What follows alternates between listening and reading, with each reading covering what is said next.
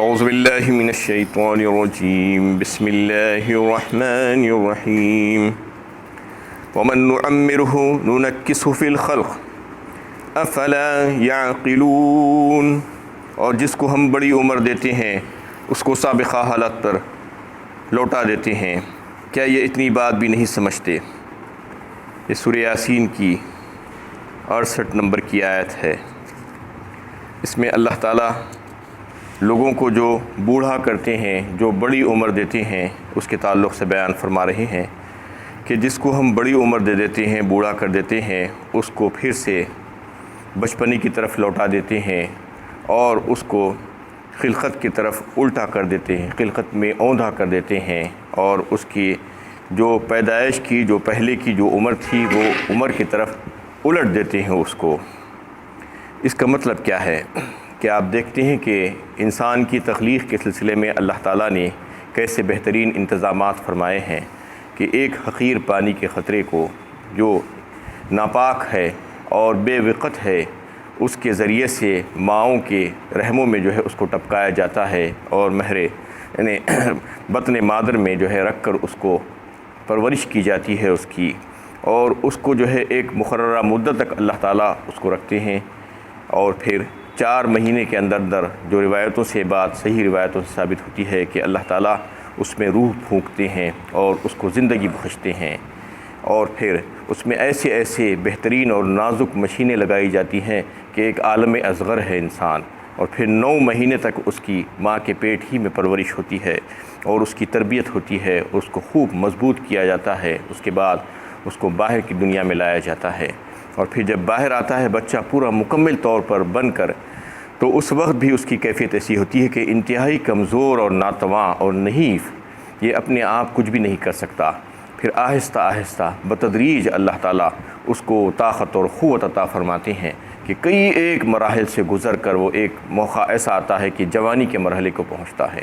اور جوانی میں آ کر یہ ہوتا ہے کہ اسے پوری مکمل قوت اللہ تعالیٰ عطا فرما دیتے ہیں، اور پھر اس وقت اس کے عزم اور حوصلے ایسے بڑھ جاتے ہیں کہ پہاڑوں سے ٹکرانے کا جو ہے قوت اس کو مل جاتی ہے، اور وہ جو ہے حوصلے مل جاتے ہیں اس کو۔ اس کے بعد جب تک چاہتے ہیں اللہ تعالیٰ اس کو ایسی حالت میں رکھتے ہیں، اور پھر وہ خالق و مالک جب چاہتے ہیں تو پھر اس میں جو ہے انحطاط شروع ہو جاتا ہے، کمزوری اور جو ہے کمی اور نیچے کی طرف آنا یہ شروع ہو جاتا ہے۔ اللہ تعالیٰ یہ بتانا چاہتے ہیں کہ دیکھو یہ تمام چیزیں، یہ طاقت اور قوت اور یہ صلاحیتیں جو تم کو ملی تھی، یہ تمہارا اپنا ذاتی کمال نہیں تھا اور نہ تم اس کے مالک تھے، بلکہ ہم نے تم کو اپنے فضل و کرم سے یہ تمام قوتیں عطا فرمائی تھی۔ اب ہم اس کو واپس لے رہے ہیں بتدریج، آہستہ آہستہ۔ کسی میں اگر طاقت ہے تو اس کو روک کر بتائے، کسی کی مجال نہیں کہ اپنی خود کے نفس میں، خود کی ذات میں جو انحطاط شروع ہو جاتا ہے انسان کی، یعنی کمی ہونا شروع ہو جاتی ہے، اس کے خوا کمزور، اس کی ساری چیزیں کمزور، اس کے اعضاء کمزور، یعنی جو چیزیں جو ہے اس کو عطا کی گئی تھی وہ سب کے سب آہستہ آہستہ واپس لے لی جاتی ہے۔ تو یہ اللہ تعالیٰ دکھلاتے ہیں کہ یہ تمام کام ہم جو کر رہے ہیں، چونکہ ہم اس کے مالک ہیں، تم اس کے مالک نہیں تھے، ہم نے تم کو عارضی طور پر اس کی ملکیت عطا فرمائی تھی۔ واللہ خلقکم ثم یتوفاکم ومنکم من یرد الی ارذل العمر لکی لا یعلم بعد علم شیئا ان اللہ علیم خبیر۔ سورہ النحل پارہ 14 میں اللہ تعالیٰ نے اس کا تذکرہ اور الگ انداز میں کیا ہے، یعنی اللہ تعالیٰ ہی ہے جو تمہیں پیدا کرتے ہیں اور پھر تمہیں وفات دیتے ہیں، تم کو مارتے ہیں، اور تم میں سے بعض ایسے ہیں جن کو ارذل عمر کی طرف لوٹا دیا جاتا ہے، اور یہ سب کچھ جاننے کے بعد بھی کچھ بھی نہ جانے، اور اللہ تعالیٰ بہت ہی جاننے والے، قدرت رکھنے والے ہیں۔ اس میں بھی جو ہے اللہ تعالیٰ نے ایک بات بتائی ہے کہ ارذل عمر کی طرف تم کو لوٹا دیا جاتا ہے۔ ہوتا یہ ہے کہ انسان اپنی یعنی سماعت پر اور اپنی بینائی پر بہت بھروسہ کرتا ہے۔ آپ دیکھتے ہیں کہ کوئی انسان یہ کہتا ہے، اس کو یعنی اتنا اعتماد ہوتا ہے کہ میں اپنی کانوں سنی اور آنکھوں دیکھی بات پر ہی بھروسہ کرتا ہوں، یہ کہتا ہے، لیکن ایک وقت ایسا آتا ہے کہ اس کے کانوں سنی اور آنکھوں دیکھی بھی نہیں بچتی۔ آہستہ آہستہ جو سننے کی جو سماعت تھی، سماعت کا جو معاملہ تھا، وہ آہستہ آہستہ کم ہوتا جاتا ہے، سنائی نہیں دیتا۔ اس کے بعد یہ ہوتا ہے کہ دکھائی نہیں دیتا، دیکھ رہے ہیں آنکھ ہے لیکن بینائی کمزور ہو گئی ہے۔ اس طریقے سے دماغ کی جو صلاحیت ہے اس کو جو ہے اللہ تعالیٰ کم کرتے جاتے ہیں۔ ایک وقت ایسا آتا ہے کہ وہ جو پڑھا لکھا تھا، جو قابلیت حاصل کی تھی، جو علم حاصل کیا تھا، جو باتیں سمجھا تھا، وہ سب کا سب بھولتا جاتا ہے، اسے جو ہے اس کی میموری، اس کا حافظہ کمزور ہوتا جاتا ہے، اسے یاد نہیں رہتا کہ کیا پڑھا تھا، کیا قابلیت حاصل کی تھی، اور ایک وقت تو ایسا آ جاتا ہے کہ اپنوں ہی کو نہیں پہچانتا۔ یہ کیفیت آہستہ آہستہ ہوتی جاتی ہے۔ لِكَيْ لَا يَعْلَمَ بَعْدَ عِلْمٍ شَيْئًا، اللہ تعالیٰ نے اس میں فرما دیا، یعنی سب کچھ جانا تھا لیکن اس کے باوجود ایک وقت ایسا آ گیا کہ کچھ بھی نہیں جانا، کچھ پتہ ہی نہیں چل رہا، بالکل بچوں جیسی کیفیت ہو جاتی ہے۔ ایک وقت آ جاتا ہے کمزور، ناتواں، کھا نہیں سکتا، ہضم نہیں کر سکتا، چل پھر نہیں سکتا، یہ کیفیت ہو جاتی ہے۔ اس کو ارذل عمر کہا اللہ تعالیٰ نے۔ ارذل عمر کی کوئی متعین عمر نہیں ہے،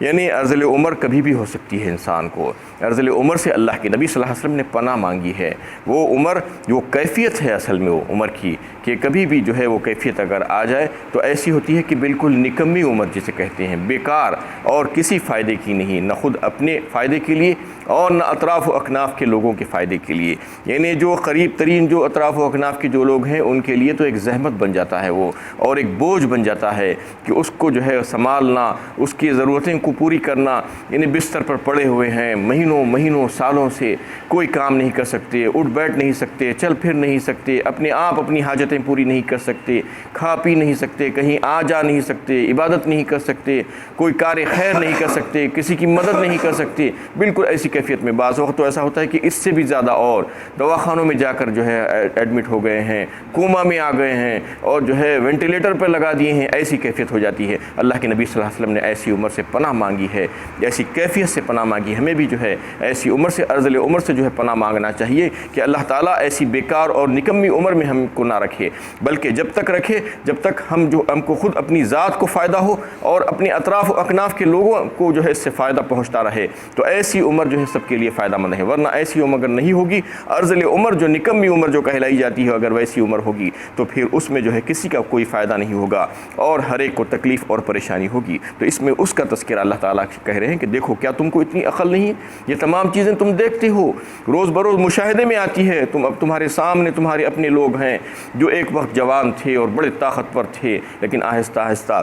ان کی طاقت اور ان کی قوت اور ان کی صلاحیتیں کم ہوتی گئی، اور ایک وقت ایسا آ گیا کہ بالکل بچوں جیسے ہو گئے۔ کوئی بات پوچھ رہے ہیں تو بچوں جیسے جواب دیتے ہیں، سمجھ میں ہی نہیں آتا کچھ بات، ان کو کچھ سنائی نہیں دیتا، دکھائی نہیں دیتا، ہاتھ پکڑ کر چلانا پڑتا ہے، بعض وقت تو اٹھ بھی نہیں سکتے۔ تو یہ کیفیت جو ہو جا رہی ہے یہ کس کی طرف سے ہے؟ اللہ تعالیٰ بتانا چاہ رہے ہیں کہ یہ انحطاط ہماری ہی طرف سے ہے، ہم دیتے ہیں، کسی میں کی مجال نہیں ہے کہ اس کو جو ہے واپس لوٹا سکیں، یہ وہیں پر ٹھہرا دے سکیں۔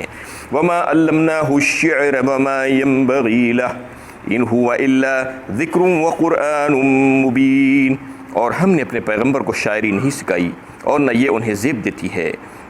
وہ تو ایک نصیحت ہے، وہ ایک واضح کتاب ہے۔ اس میں اللہ تعالیٰ ایک بات فرما رہے ہیں کہ جو عرب کے جو لوگ تھے، مشرکین عرب، وہ یہ کہتے تھے کہ اللہ کے کلام کو، قرآن کو دیکھ کر اور پڑھ کر سن کر جو ہے کہ اس کو جو ہے اس کے اعجاز کو دیکھا تھا انہوں نے، اور اس کی ممتاز ہونے کو دیکھا تھا، اس کے امتیاز کو دیکھا تھا، کیسا فصیح و بلیغ کلام ہے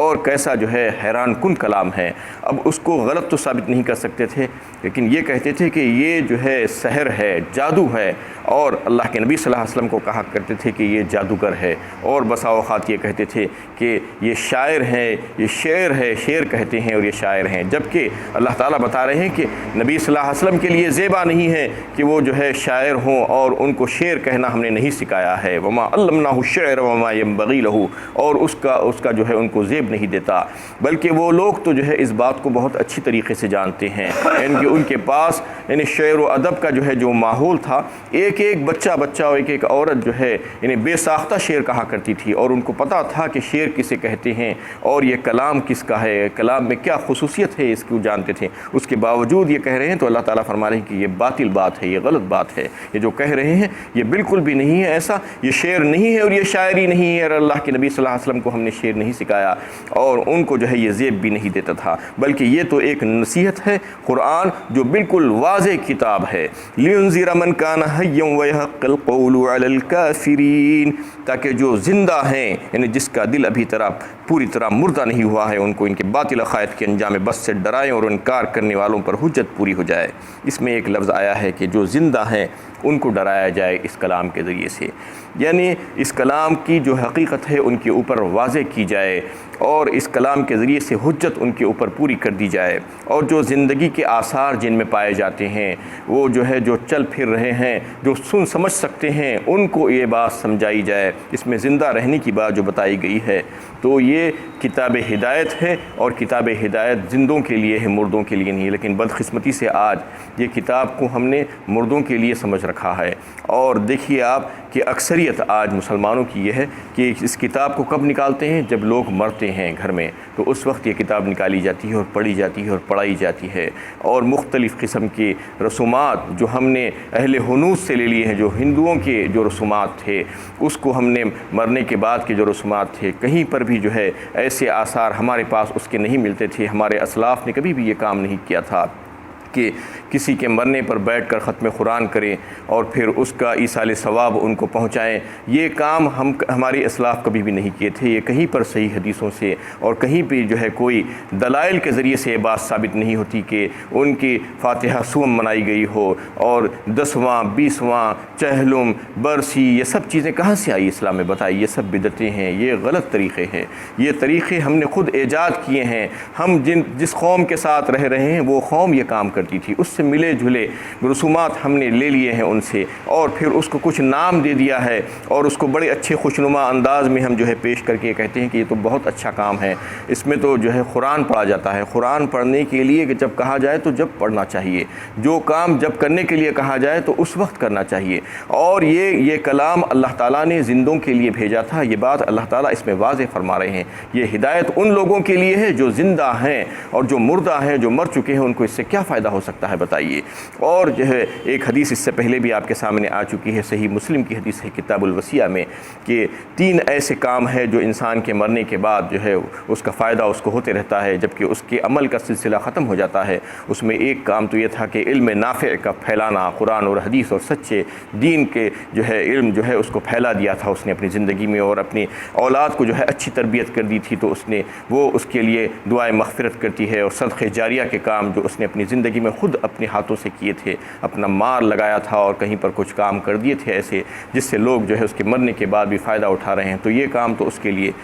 فائدہ بخش ہو سکتے ہیں، اس کے مرنے کے بعد بھی اس کا سلسلہ، اس کو جو ہے ثواب کا سلسلہ چلتا رہے گا۔ اور کچھ کام ایسے بھی ہیں جو دوسرے لوگ بھی اس کے لیے کریں تو اس کے لیے فائدہ بخش ہو سکتی ہیں۔ یہ بھی بات ثابت ہے، قرآن سے بھی بعض باتیں ثابت ہیں، اور احادیث سے بھی بعض باتیں ثابت ہیں، جیسا کہ جو ہے قرآن میں جا بجا آپ کو جو ہے مغفرت کی دعا کے لیے آیا ہے کہ اپنے بھائیوں کے لیے، اپنے دیگر لوگوں کے لیے جو ہے مغفرت کی دعا کرنا ہے۔ مغفرت کی دعا فائدہ مند ہو سکتی ہے ان لوگوں کے لیے جو اس دنیا سے گزر چکے ہیں، ان کے لیے اللہ تعالیٰ سے مانگنا چاہیے۔ یہ کون کریں گے؟ یہ سب اس کے رشتہ دار ہی کریں گے، اس کی اولاد کریں گے، اس کے قریب ترین جو لوگ ہیں، اس کے دوست احباب کریں گے۔ اس کے علاوہ جو ہے مال خرچ کر سکتے ہیں، اس مرنے والے کے لیے صدقہ کر سکتے ہیں، اس کی طرف سے خیرات کر سکتے ہیں، اور تیسرے یہ کہ اس کے لیے جو ہے یعنی حج اور عمرہ کیا جا سکتا ہے، اور قربانی کی جا سکتی ہے اس کے نام سے۔ تو یہ تمام کام تو جو ہے ثابت ہے کہ مرنے والے کو اس سے کچھ فائدہ ہو سکتا ہے، ایصال ثواب کیا جا سکتا ہے۔ لیکن قرآن کے تعلق سے کہیں پر بھی یہ بات نہیں ملتی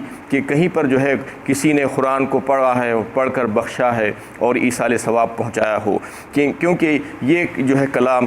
ہدایت ہے، کتاب ہدایت ہے، اس کو پڑھ کر سمجھنا اور ہدایت حاصل کرنے کی غرض سے پڑھنے کا ہے۔ کتاب جو ہے یہ برکت کی اور رحمت کی کتاب بھی ہے، لیکن اصل میں تو ہدایت کی کتاب ہے۔ اور یہ بات جو ہے یہ ثابت ہوتی ہے کہ جو انسان جو ہے اس کو پڑھتا ہے، اس کو جو ہے سمجھتا ہے، تو پھر اس کو نہ صرف دنیا میں فائدہ ہوتا ہے بلکہ اس کے مرنے کے بعد بھی اس کو فائدہ ہوتا ہے۔ یہ بات بھی ثابت ہوتی ہے کہ اس کی خبر میں بھی جو ہے وہ کلام آتا ہے، یعنی سورہ ملک کے تعلق سے اور دوسرے صورتوں کے تعلق سے بات آئی ہے کہ اس کے لیے ڈھال بن جاتی ہے عذاب سے بچانے کے لیے، اور پھر اس کے لیے رحمت بن جاتا ہے یہ کلام جو اس نے پڑھا تھا اپنی زندگی میں، اس کے لیے ذریعہ مغفرت بن جاتا ہے، اس کے درجات میں بلندی کے لیے جو ہے یہ جو ہے اچھا ثابت ہو سکتا ہے۔ یہ تمام کام اس وقت ہوتی ہیں جب انسان اپنی زندگی میں اس کو پڑھتا ہے اور اس کو سمجھتا ہے، اس پر عمل کرنے کی کوشش کرتا ہے۔ جو زندگی پر جو ہے اس کلام کو نہیں پڑھا، ہاتھ نہیں لگایا، اس کے مرنے کے بعد کوئی اگر اس کو لے کر بیٹھے ہیں اور 10-10 20-20 قرآن بھی پڑھوا لے رہے ہیں کسی اور کے ذریعے سے، تو یہ بات کہیں سے ثابت نہیں ہے کہ اس کا ایصال ثواب اس کو پہنچتا ہے۔ یہ کام تو جو ہے بس من مانی چل رہا ہے آج دنیا میں۔ ہاں دیگر کاموں کے تعلق سے ایصال ثواب کی بات ثابت ہوتی ہے، میں یہ انکار نہیں کر رہا ہوں کہ ایصال ثواب ہے ہی نہیں۔ ہاں جیسا میں نے ابھی آپ سے کہا کہ قربانی کر سکتے ہیں، حج و عمرہ کر سکتے ہیں، اور ان کے نام سے خیرات و صدقات کر سکتے ہیں، یہ تمام کام ان کے لیے ہو سکتے ہیں مرنے والے کے لیے، لیکن قرآن کی بات بالکل الگ ہے۔ قرآن یہ کلام ہے اللہ کا، اور یہ کتاب ہدایت ہے، اس کو پڑھنا اور سمجھنا ہے، زندگیوں میں پڑھنا ہے، نہ کہ مرنے کے بعد جو ہے کوئی اور پڑھ لے تو پھر اس کا ثواب اس کو پہنچ جائے۔ یہ ایسا چلنے والا نہیں ہے، یہ بالکل باطل عقیدہ ہے جو لوگ اس کو لے کر بیٹھے ہیں، اور جو رسومات مرنے کے بعد کی جو لگا کر رکھی ہیں وہ کہیں سے بھی ثابت نہیں ہے، کوئی حدیث سے ثابت نہیں ہے کہ کوئی صحابہ کرام نے جو ہے نبی صلی اللہ علیہ وسلم کے انتقال کے بعد، اس دنیا سے گزرنے کے بعد آپ کی فاتحہ سوم کی تھی، یا آپ کا 10واں اور 20واں کیا تھا، آپ کا چہلم کیا تھا، تو پھر ہم کہاں سے لا رہے ہیں اس چیزوں کو؟ اور ہم یہ کہتے ہیں کہ بہت اچھے کام ہیں، بڑے نیکی کے کام ہیں، بڑے ثواب کے کام ہیں۔ ثواب کے کام اور نیکی کے کام بتلا دیے گئے ہیں، الیوم اکملت لکم دینکم